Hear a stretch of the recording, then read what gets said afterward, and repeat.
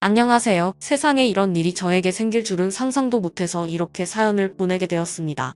제 이야기 꼭 끝까지 들어주세요. 저는 나이가 좀 있어요. 아들 한 명이 있고요.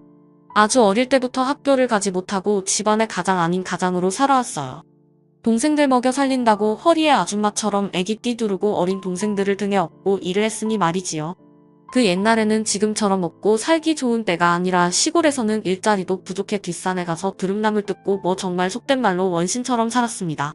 그러다가 형편이 더 어려워지고 집에 밥 먹는 입이라도 하나 더 덜어야 할 것 같다고 생각하신 어머니는 저를 나이 많은 남자에게 시집을 보냈어요. 아마 지금 생각하면 엄마는 그 남자에게 돈을 받고 저를 시집 보낸 것 같아요. 집에 돈이 너무 없고 그나마 돈 될 거라고는 제 몸뚱이뿐이었으니 말이지요. 그렇게 시집 가서 제가 행복했을까요? 그렇지 않았지요. 남자는 머리가 다 까져서 같이 다니기도 창피할 만큼 그 정도로 정상이 아닌 사람이었고 전 그 남자와 결혼하는 하루하루가 고통스러웠습니다. 그래도 이게 내 인생이다. 누구 탓을 할 수는 없다라고 생각한 전 악을 써서 하루하루 살아남았지요. 그렇게 살다 보니 아이도 생겼고 그래도 밥 먹는 걱정은 안 해도 되니까 살만하더라고요. 그렇게 쭉 살았으면 얼마나 좋았을까요? 슬슬 남편이 여성 패력이 드러났고 돈이 넉넉했던 남편은 매일 밤 적대 여성을 만나 집에 안 들어오는 게 습관이 되어갔어요. 참 신기한 게 전 오히려 그게 편하더라고요. 집에 들어와서 술주정 부리고 욕먹는 것보다 밖에 나가서 딴 여자 만나는 게 더 나았습니다. 확 그냥 남편이 죽어도 상관없을 만큼 애정은 없었고요. 그런데 말에 씨가 된다고 술독에 빠져 살았던 남편이 뇌출혈로 쓰러졌고 쓰러진 지 3일도 안 되어 세상을 떠났습니다. 전 막막했죠. 갓난아이를 데리고 어떻게 살아야 하나 싶었습니다. 살고 있던 집은 시댁 식구들이 홀라당 가져나가 버렸고 저는 순식간에 시댁에서 불청객 없어도 될 존재가 되어서 남편 앞으로 나온 사망보험금을 일부도 받지 못하고 쫓겨났습니다. 애가 있으니 죽을 수도 없고 또 이를 악물고 살았죠. 그때 저에게 인생이 스승과도 같은 사람이 나타나게 되셨습니다. 애를 데리고 일할 수 있는 곳이 없나 고직을 알아보는 중 한 반찬 가게 고직 문의를 드리러 갔어요. 일은 하루 종일 할 수 있는데 아이가 있어서 문제라고. 혹시 아이를 한켠에 두고 일할 수 있냐고 물으니 그 주인 아줌마는 잠시 고민하더니 어르머니인가? 아이고 딱해라. 남편은 어찌하고. 그래 여기 작은 방 있으니까 애 두고 일여. 어차피 나도 우리 손주 그 방에 두고 일하니. 둘이 친구하면 되겠네. 그렇게요? 하면서 허락을 하셨어요. 기대도 안 했는데 흔쾌히 그렇게 아이와 함께 일하는 것을 허락했고 저는 그 반찬 가게에서 일을 시작했습니다. 하루하루가 벅찬고 감사했어요. 반찬을 만들고 포장하고 판매하는 일련인 모든 과정들이 저에게 재미를 주었습니다. 다른 사람들은 아침 6시부터 나가서 9시까지 그렇게 하루 종일 일하면 피곤하지 않냐고 했지만 저는 오히려 기분 좋다고 일할 수 있음에 감사하다고 했지요. 그렇게 씩씩하게 일한 저를 본 주인 할머니는 갑자기 그런 말씀을 하시더라고요. A 중학교에 올라가고 고등학생 되면 돈도 많이 들 텐데 앞으로 어찌할 셈인가. 언제까지 남 밑에서 일할 수 없지 않은가. 라고요. 저는 그러게요. 저도 아직 어떻게 할지 모르겠어요. 그래도 나라에서 나오는 돈이랑 제가 버는 돈 합치면 그럭저럭 아이 대학 때까지 키울 수 있을 것 같긴 해요. 라고만 하자 주인 할머니는 그러지 말고 앞으로 몇 년 일할 동안 내 옆에서 반찬하는 법 좀 배우고 손님 어떻게 끌어들이는지도 다 배워서 나중에 자기만의 반찬 가게 내. 어차피 자기 죽을 때까지 돈 벌면서 살아야 하는데 나이만 안 넘으면 가게 주인들도 부담스러워서 잘 안 쓰니까. 이제부터는 반찬 포장 말고 만드는 법도 내가 알려줄 테니까 양념장부터 시작해서 그거 잘 기억해줬어. 이거 아무한테도 안 알려줬어 이때까지. 그런데 자기가 워낙 열심히 일하고 일하는 것을 또 즐거워하니까 내가 도와주는 거야. 그러니까 열심히 배워서 일해. 라고 하더라고요. 옴둘 바를 몰랐죠. 그냥 일개 시간제 알바생인 애 엄마한테 이런 은혜를 베풀어 준다는 게 쉽지 않은 일이거든요. 저는 그때부터 정말 더 열심히 일했죠. 도라지 무침부터 시작해서 감자탕, 콘샐러드, 미트볼 등등 일반 가정집 레시피와는 다르게 조금 더 특별하고 그 반찬 가게 비법이 담겨있는 모든 것을 싹싹 배웠습니다. 다른 곳과는 다르게 맛이 좀 독특하면서 중독성이 있어서 제가 일하는 반찬 가게는 손님이 마를 날이 없었거든요. 그곳에서 몇 년 정도 일했을까 모은 돈도 어느 정도 생겼고 아이도 학교에 갈 나이가 드니까 저도 그 반찬 가게를 떠나 저만의 반찬 가게를 차려야 할 날이 오고 말았습니다. 이미 주인 할머니는 저를 떠나보낼 준비를 다 하셨고 저 또한 주인 할머니께 감사의 얘기를 표하며 그렇게 자립하게 되었습니다. 발품을 팔아 아파트 한 상가에 반찬 가게를 열었어요. 처음에는 그렇게 손님이 많지는 않았어요. 시간이 흐르고 입소문이 나자 점점 아파트 주민들이 제 반찬 가게를 찾아주셨고 하루에 매출이 30만 원을 찍을 때도 있었지요.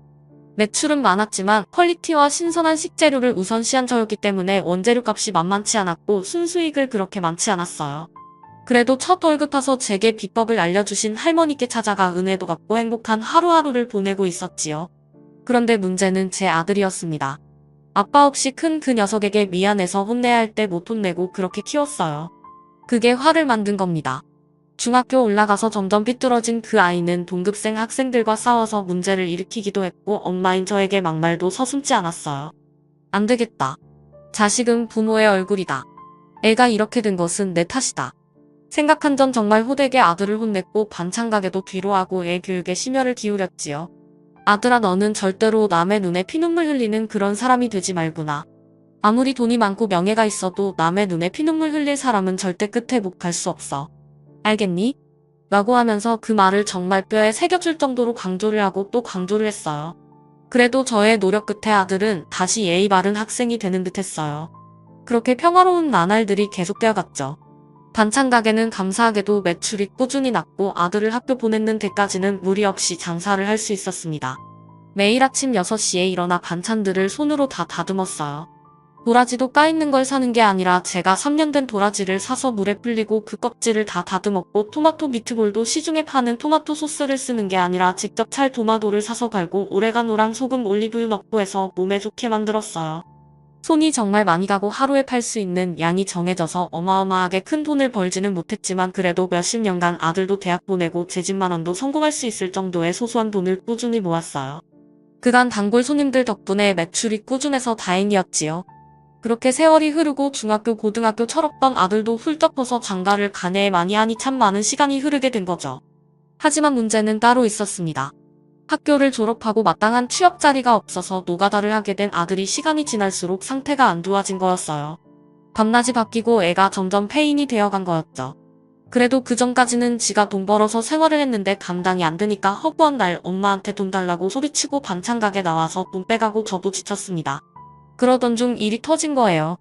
제 앞 건물 바로 앞에 반찬 가게가 들어온 겁니다. 그곳이 체인 반찬 가게였고 규모도 크게 해서 제 반찬 가게 매출 타격이 어마어마했어요. 하루가 다르게 매출이 뚝뚝 떨어졌고 잘 나오면 하루에 30만 원 팔았던 매출이 5만 원도 팔기 힘들어지기 시작했습니다. 그도 그럴 것이 그 체인점 반찬 가게는 반찬 종류도 많고 가격도 훨씬 싸게 파니까 손님들이 그곳에 가서 사기 시작한 거죠. 정말 단골 몇 분 빼고요. 그렇게 4개월 정도 버텼나. 도저히 안 되겠다 싶어서 전 폐점을 고려했습니다. 월세 내기도 힘들고 몸도 안 좋으니 잠깐 쉬어야겠다고 생각했어요. 운영을 할수록 적자가 심해지니 말이지요. 그렇게 고민 끝에 상가채 계약을 안 하고 가게를 처분하였습니다. 자식처럼 지키고 키웠던 반찬 가게가 그렇게 종이 쌓인 한 장의 인테리어가 허물어지고 다른 음식점이 들어오는 것을 지켜보고 있으니 눈물이 절로 나더라고요. 그렇게 그날 속상한 마음에 저는 집에 가서 자고 있는 아들 옆에서 말을 꺼냈습니다. 엄마, 반찬 가게 오늘부로 완전히 끝났다. 너 키우면서 거의 30여 년간 모은 돈이 10억 정도 됐니? 이 돈으로 이제 엄마 노비용으로 쓸 거고 너도 이제는 집에서 놀지 말고 일 나가라. 엄마도 이제 돈 날 구멍 없다 아들아 라고 하면서요. 아들은 그 말을 다 듣고 있었나 봐요. 전 아들이 자는 줄 알고 그냥 한포리 하듯이 말한 건데 다음 날 아들이 제게 말하더라고요. 엄마, 반찬 가게 접으시니까 서운하시고 힘들죠. 그동안 제가 일도 안 하고 집에서 먹고 놀아서 걱정 끼쳐드린 거 죄송해요. 이번 주에 저랑 같이 여행 가요 엄마. 라고 하더라고요. 아들이 드디어 철이 들었구나 싶었고 저는 정말 처음으로 가는 아들과의 먼 여행에 들떠서 이것저것 옷도 사고 했습니다. 그렇게 여행 날이 왔고 저는 목적지도 모른 채 아들과 함께 여행을 떠났어요. 아들은 여행 내내 희미한 미소를 띠고 있더라고요. 저는 아들한테 고맙다고 정말 고맙다고 했죠. 아들은 제가 더 감사하죠 어머니. 라고 한 뒤 저를 한 섬으로 데려가더라고요. 배편도 별로 없고 듣도 보도 못한 섬을 가는 게 좀 이상했습니다. 그 섬에 도착한 게 끝이 아니라 섬에 들어가서 그 안에 있는 보트를 타고 또 한 섬으로 이동해야 했어요. 아들아, 도대체 여기가 어디냐? 유명한 곳이냐? 엄마는 몸이 약하고 배멀미가 심해서 벌써부터 지치고 어지럽다.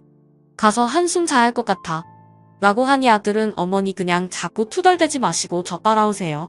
아주 유명하니까요. 가서 한숨 자세요. 가방에 갈아입으러 다 챙겨 오셨으니까요. 하면서 저를 데리고 가더라고요. 저는 결국 목적지에 도착했고 그 민박집에 집을 푸른 뒤 아들에게 말했어요. 한숨 잔다. 하면서요. 도저히 이 상태로는 삶 구경 못할 것 같다고 한 뒤요. 아들은 그러라고 한 뒤 제가 있는 방벌을 끄고 나가더라고요. 그렇게 전 깊은 잠을 잔 뒤 깨어났어요. 밥 먹어야지. 에휴. 하고 아들을 찾는데 아들이 안 보이는 거예요. 애가 어디 갔나? 하고 핸드폰으로 전화를 하려고 했는데 제 핸드폰도 없는 겁니다. 이게 뭐야? 라고 하고 방 안을 뒤져보니 아들이 남긴 걸로 추정되는 종이 한 장이 남겨 있더라고요. 어머니 죄송해요. 여기서 몇 년 푹 쉬다 오세요. 이번에 어머니 반찬 가게 배업하고 나온 돈 그 돈으로 제가 사업 한번 해보려고요. 성공하면 찾아올게요. 라고 써있는 겁니다. 이게 뭐냐고 소리치며 민박집 방 문을 열고 뛰쳐나가려고 하니 그 집주인이 나와 어딜 갔냐고 지금 나가봤자 캄캄해서 소용없다고 눈치가 그렇게 없냐고 당신 아들이 여기 당신 버린 거라고 하면서 절 다시 방 안에 쳐놓더라고요. 순간 심장이 쿵 했습니다. 이게 어떻게 된 일인지 미칠 것만 같았어요. 막 미친 사람처럼 여기 사람 없어요. 저 빨리 육지로 데려가시오. 하면서 소리를 쳤지만 마을 주민들은 다 저를 미친 사람처럼 보는 듯 했어요. 알고 보니 이 섬이 영구주 없는 육지 사람들이나 자식들에게 버림받은 노인들이 섬노예로 사는 곳이었습니다. 저는 섬노예로 여길 팔려온 거고 아들은 제가 반찬 가게 배업하고 그동안 모은 10억으로 실버타운 곳에 들어가려고 자신을 독립시키려고 하니까 저를 섬에 버리고 그 10억을 꿀꺽 먹은 거였어요. 속이 터지고 미칠 노릇이었죠. 내가 호랑이 새끼를 키웠구나. 내가 정신 나간 여자다. 하면서요. 그렇게 섬에 버려진 지 몇 달 동안은 죽도 못 먹고 그냥 폐인처럼 살았어요. 아들은 주인 민박집 사람에게 일정의 돈을 주고 저를 섬에서 내보내지 않겠다는 그런 계약을 썼나봐요. 주인 집은 제가 탈출하나 안 탈출하나 이것만 신경 쓰고 저의 상태에 대해서는 그냥 죽든 말든 신경도 안 쓰는 듯 했습니다. 그때 목표가 딱 하나였어요. 죽어도 여기서는 못 죽는다. 내가 목숨 걸고 여기서 탈출해서 아들 앞에 나타나 복수한다. 이거였지요. 그때부터 그냥 정말 일부러 일찍 일어나고 섬도 둘러보고 몸을 계속 움직였던 것 같아요. 섬 안에서 내가 필요 없는 존재가 되면 이 섬 사람들에 의해 언제든지 사라질 수 있구나라는 공포심이 몰려와 저는 제가 유일하게 잘하는 반찬 만들기를 집주인 집에서 시작했어요. 내가 몸도 약하고 하니 밭일은 못하겠고 그래도 반찬 좀 만들어 드릴 테니까 내 아니 좀 시켜달라고 하면서요. 집주인은 코웃음을 치며 그러세요. 했죠. 저는 있는 힘껏 맛있게 반찬을 만들었어요. 그러다 보니 집주인이 절 바라보는 눈빛이 달라지고 어느 정도 이야기를 나눌 수 있게 되었어요. 듣자 하니 이 섬이 굉장히 외지고 사람도 별로 안 살아서 서울에 있는 못난 자식들이 침이나 병든 부모를 여기에 버리기도 한다고 하더라고요. 실종신고해서 이제 재산을 자기가 독차지하려고 해서 이런 짓을 벌인다고 하면서요. 아니 뉴스에서나 봤지 이런 것은 처음 들어봤다고 하며 깜짝 놀랐죠. 전 그때부터 그 주인 집과 이야기를 조금씩 하면서 섬의 생태계를 알게 되었습니다. 참 무서웠습니다. 섬사람이 절반은 섬노예였지요. 저도 섬노예 중 하나로 팔려와 이곳에서 험한 일을 할 뻔하다가 그래도 그나마 주인이라고 해야 하나요. 노예 주인을 잘 만나 반찬 만들어주는 일을 하며 무탈하게 세월을 보내게 되었습니다. 처음 몇 년은 울분이 터져서 밤에 자다가도 벌떡 일어나 막 소리를 지르곤 했어요. 자식 새끼 다 키워봤자 뭐하냐고. 이렇게 부모 버리고 현대판 고려장을 하는데 난 이대로 억울해서 못 살겠다고 하면서요. 하지만 아무리 외쳐봤자 뭐하겠어요. 바뀌는 것은 아무것도 없는데 말이지요. 그렇게 서서히 저는 체념하고 그냥 상황을 받아들였던 것 같아요.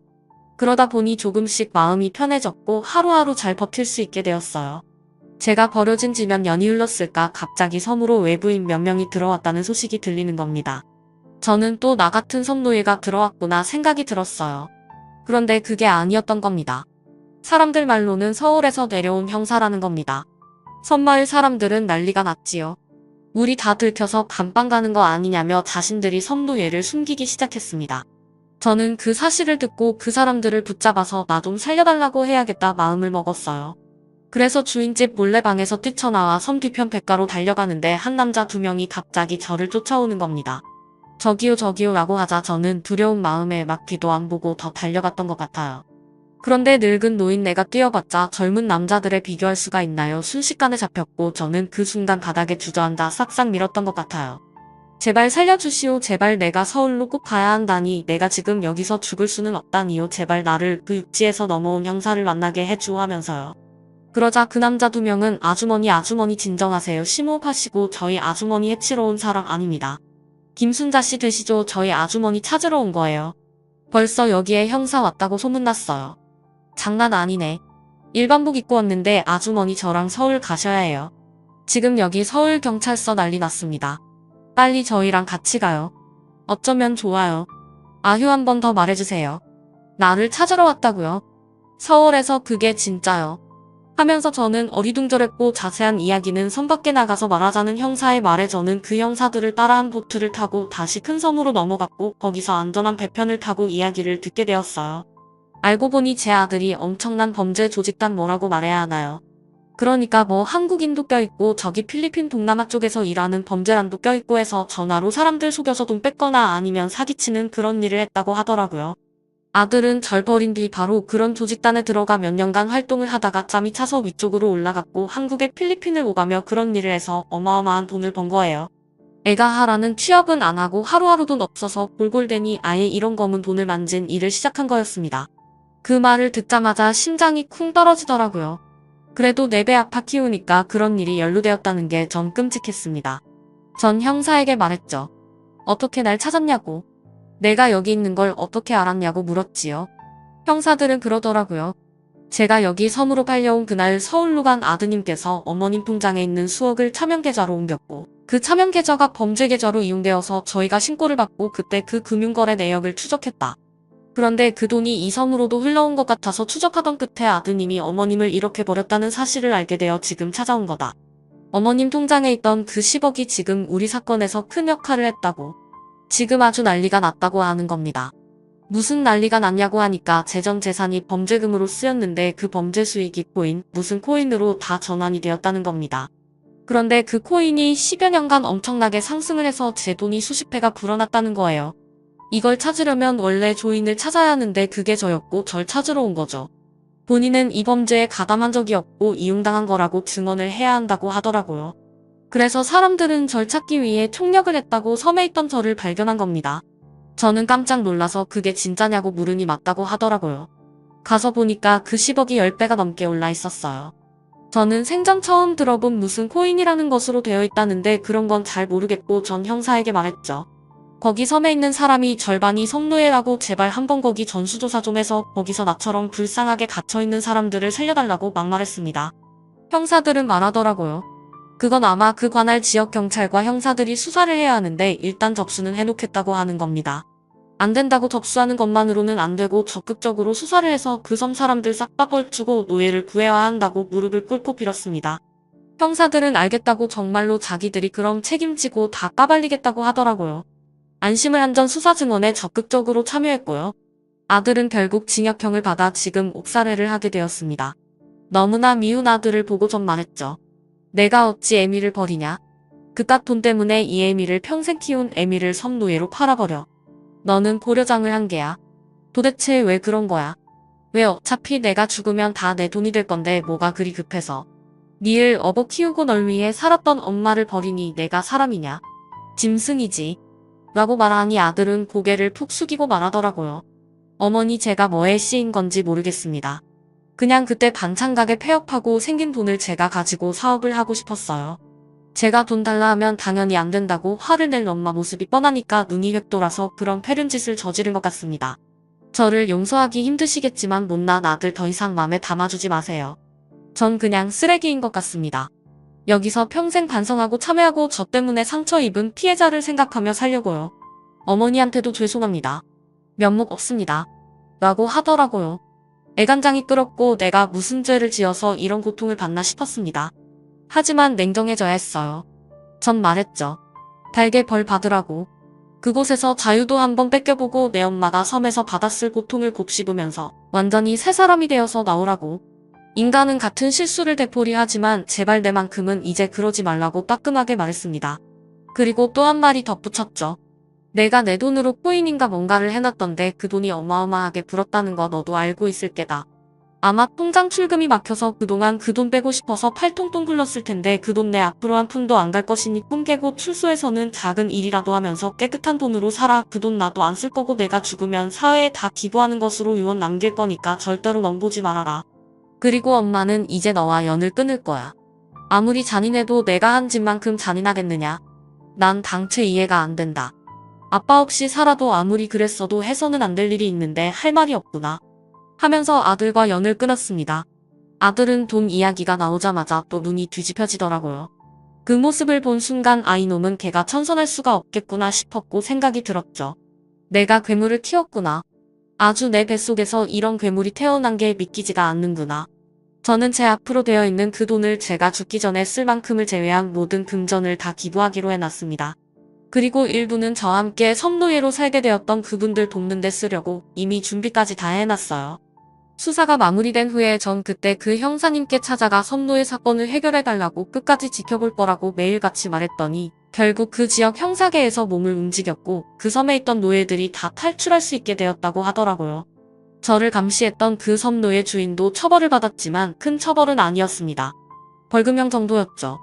사실 뭐 감옥살이를 바라지도 않았고 그냥 그 섬 노예들이 다시 탈출할 수 있었던 거에 감사했지요. 아무래도 거의 평생을 노예로 살다 보니 육지에 나와 적응하기 힘들 것 같아 저는 솔선수범해서 취업연계센터를 알려주고 제 재산 일부를 식비 같은 것으로 지원을 했네요. 인생이 이렇게 풀릴 줄은 몰랐습니다. 아무리 제 재산이 수십 배 풀어도 뭐하나요? 자식들한테 버림받고 또 이렇게 인생이 고달팠는데요. 저에게 돈은 그저 종이 쪼가리입니다. 오히려 많은 돈은 필연적인 불행을 가져오는 것 같아요. 그래서 그냥 이제는 욕심 다 덜어버리고 살려고요.